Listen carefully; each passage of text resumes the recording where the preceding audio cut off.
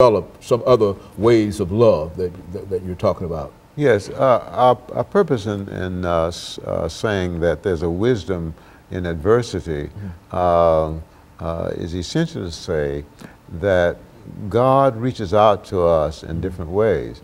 He often reaches out to us by allowing us to fall, by allowing us to hurt, by allowing us to go through some changes in our lives that we don't want to go through.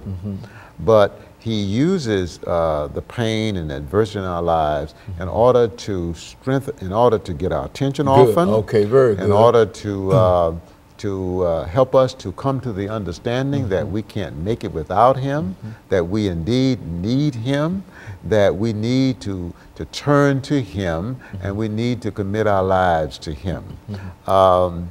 You know, the purpose, I'm convinced, behind God creating us is that we might choose to please Him.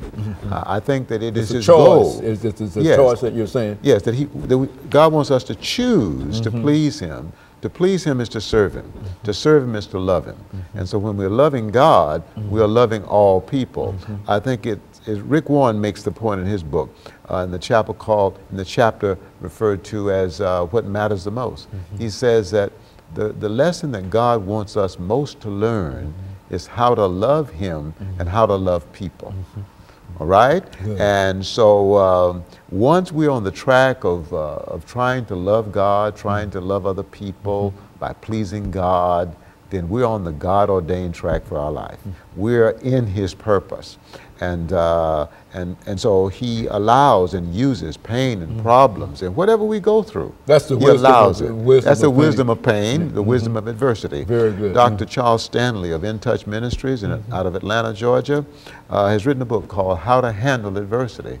And I think one of the ways we best handle it is by trying to live a life pleasing to God. And the wisdom of God will instruct us and inform us and enable us to accept the pain in our life and also to see how God is using it and making it work together for good, for our good, and for the good of those who love Him as well. And so in a real sense, and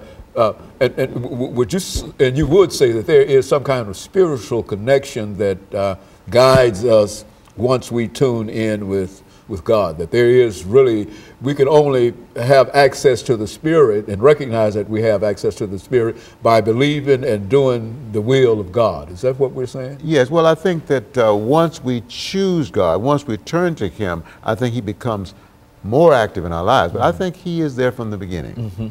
I think He is there from the beginning, guiding and leading as far as we will allow Him to.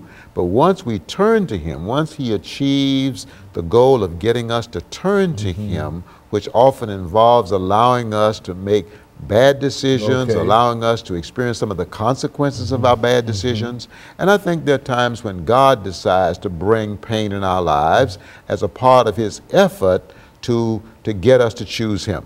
Because His goal is to help us to become more like His Son, Jesus.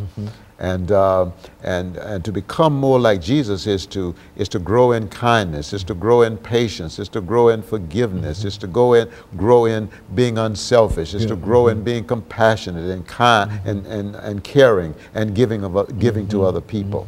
So this is God's goal. He wants us to become more like His Son, and He knows that in order to achieve that goal, He's got to allow us to go through some things, to hurt, to be disappointed, to be frustrated, to have some losses in life related to physical death. So God allows and uses our pain and our frustration, the adversity in our lives, and He makes it all work together for our good to help us to grow spiritually. You know, Dr. Poe, all of that brings me to think about the spiritual. Lord, I want to be a Christian in my heart. I mean, I think that in a real sense what you're saying here is that there is a yearning that we have, and especially after we undergo some kind of pain or some kind of suffering, that idea of perhaps if we could become a Christian, and something that we really desire to do, that's my interpretation of what you're saying, you know, how it would have an impact upon me. Yes, I think that God, having put a part of His Spirit in each of us, that Spirit reaches out in us or inspires us to reach out to God, to turn to God, to live for Him, to please Him. And until we turn to God, I think it was one great saint who says, our soul is restless until it finds rest in God.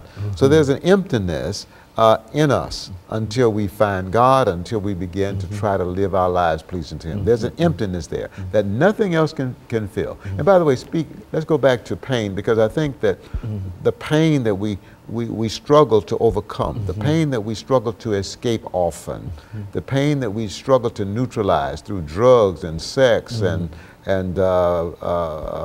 alcohol and food, okay? The pain that we struggle to escape from